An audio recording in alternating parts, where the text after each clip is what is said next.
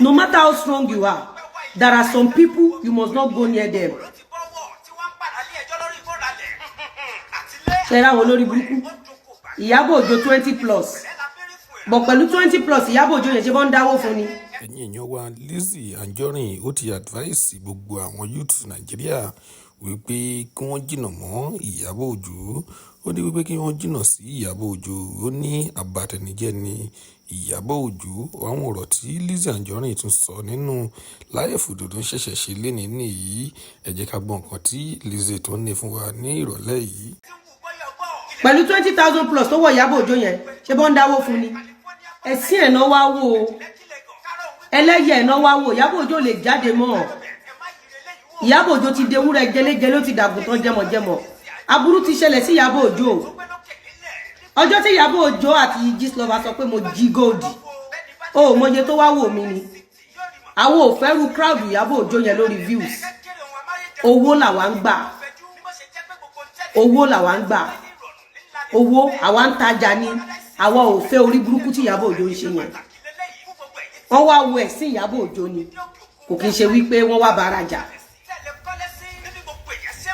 So very dark man, very dark man, you and Zazu, I want you guys to please be mindful of some people you know you have issue with. IYABO OJO is after you guys. IYABO OJO is after you guys, especially very dark man. Zazu, rántí pé photo èmi àti ẹ àti very dark man àti Bobrisky ni Gistlover post. So I will just advise you guys, Zazu, John torí Ọlọ́run, bàbá mi ojú òní tiẹ̀. Tó bá rí tí crisis bá ń ṣẹlẹ̀ sí èèyàn, tó bá jẹ́ pé crisis àwọn ọ̀tá ẹ ni o lè fẹnu sí. Tí kò bá ń ṣe crisis àwọn ọ̀tá ẹ, jọ̀ọ́ má fẹnu sí mọ́.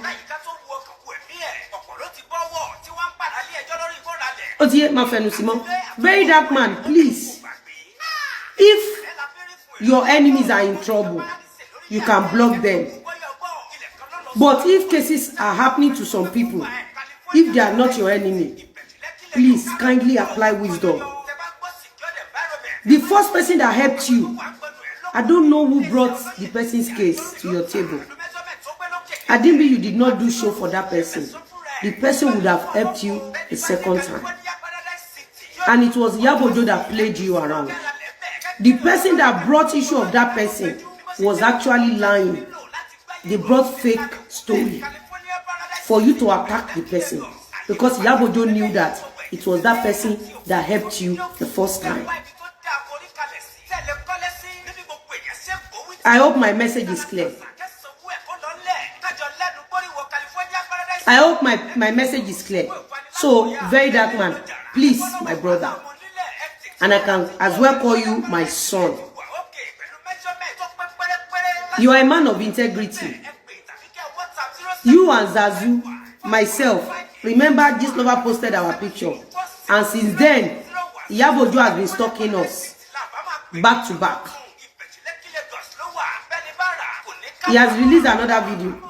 Ọmọ Àkẹ́, tí wá ti wà lórí show, ó mọ̀ wé máa ń ju súpì yẹn fún mi. Ṣé ti ẹ̀yin nǹkan tí mi sọ? IYABO OJO ló lọ gbé ẹni tó ran ọmọ yẹn lọ́wọ́, ó lọ gbégún ọmọ yẹn. Ọmọ yẹn ò dẹ̀ mọ̀. So Zazu mo bẹ́ẹ̀ ni, tó bá pẹ́ wọn ọ̀tá ẹnìkan ṣẹlẹ̀ sí Zazu, ó lè mú wọn ṣeré, ó lè mú wọn ṣe yẹ̀yẹ́. But àwọn tí ò bá ń ṣọ̀tá ẹ, tí crisis bá ṣẹlẹ̀, jọ̀ọ́ má bú wọn. Some of them are your diehard fan. Tó jẹ́ wípé tó bá ní issue, wọ́n máa ń ràn ẹ́ lọ́wọ́ lábẹ́lẹ̀ bọ̀ ìwọ ò mọ̀. Wàá rí kó wádìí fún IYABO OJO láti mú mi. Because mi ò kí ń lọ fún yàn randomly. Ẹni tó bá wá fún mi ni máa ń lọ fún.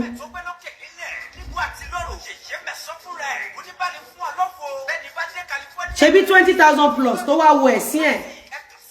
Ṣé bó no pin account tí wọ́n tọrọ owó fún yẹn? No, he's not that man. Hassan is not that man, no. This person is a coded man. Very dark man knew that time now when IYABO OJO arrested him initially. A lot of people, came through for him. But the person that really helped him, and thank God, he was not taken to court. It was a very big case, so It was a very huge case. Why would they donate money? I don't know IYABO OJO. I told you that she lives on donation. I told you that she lives on donation. Irọ́ ló ń pa ilo òun billionaire ni ó lọ fi rẹ̀ wé kí lorúkọ ọmọ yìí. No, Prince Kailolo is not that man. Le morúkọ ẹni yìí. Very dark man many tí mo sọ. Very dark man many tí mo sọ. No. Le mọ̀ kì í ṣe olórúkọ rárá. When you know help and thank God that they did not take him to prison that time. I didn't be this IYABO OJO succeed in taking him to prison. That guy wouldn't have been alive today. But when that thing happened, I know this guy they will arraign him again. Then immediately he attacked that person, unknowingly to him that person was his biggest fan. As a matter of fact, it was the person that even helped him. It is what is the Very Dark Man attack Davido really. No now. Oh yeah, keep Very Dark Man many things also. So Very Dark Man, please, there are some people once they are your fan, you just have to manage your relationship with them. It is not all those people. Any yon sholoruko, any yon sheni mimo. Àwọn IYABO OJO de lọ èyàn kan lọ ṣe nǹkan kan ó wá pariwo orúkọ ẹni yẹn pé see what they did to me.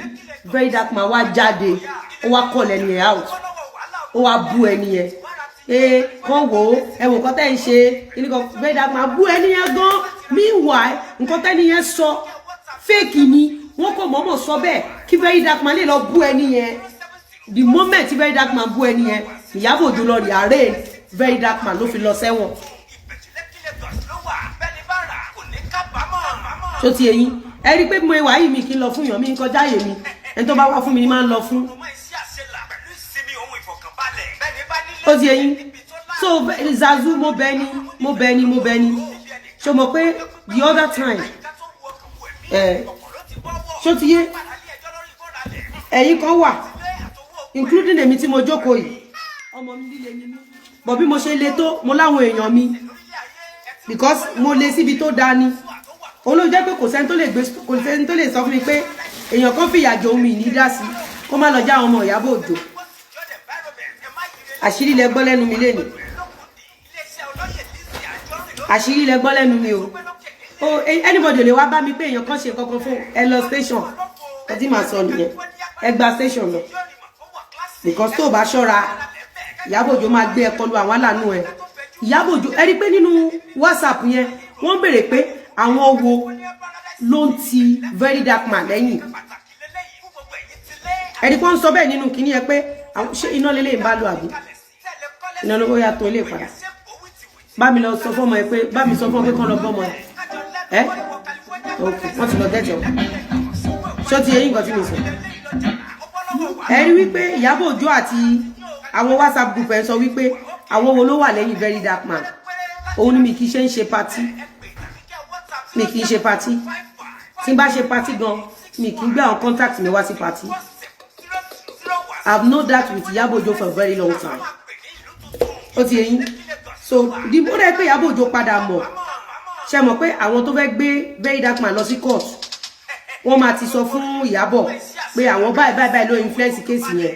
Ó ti yẹyìn wọ́n wá lọ gbé fake person kan dìde ìyẹn wá pariwo lórí online bí Very Dark Man ṣe lọ fi sí fẹ́ nìyẹn ẹni yẹn sẹ̀ǹdẹ̀ sí mi ẹni kí n wọ ọmọ táwọn ràn lọ́wọ́ kí n wo nǹkan tó ṣe fáwọn mo ṣàbẹ̀ wọ́n ní ẹni tó lọ tì í sí àwọn náà ló ti rí arrange ẹ̀pọ́n máa bó ṣe kódà ẹ̀kan fẹ́ tún gbé pé ṣó yẹ kó wá fún mi jáde má bínú já bẹ̀bẹ̀ ẹja máa gbọ́ lọ bí IYABO OJO ṣe yọ pé. I said, unfortunately, this video has been for a while now, so I can't remember word for word, but I know that in this same video, me and Yoruba. Never would you IYABO OJO. The problem more that I was saying was that you guys cannot kill this guy emotionally, spiritually, and physically because of the. Ṣé pé IYABO OJO ti di Yoruba? Ẹ mọ̀ nǹkan tó ṣe ń smile. Fundamental yẹn ni IYABO OJO smile lórí. Fundamental yẹn ló smile lórí. She believes so much in that fundamental. I am telling you this for free. IYABO OJO believes so much. That's why she's laughing. she wants court to resume back. As a matter of fact, owó ńlá ló tún fẹ́ gbà lọ́wọ́ Naira Marley àti Sam Larry àti Baba Mohbad. Kẹ́ gbọ́ dáadáa. Because of the bullying, it's not physically, mentally rather. Because of the bullying, right? They said, okay, I should write it down. My lawyer now said, you cannot base your judgment on a 3 second.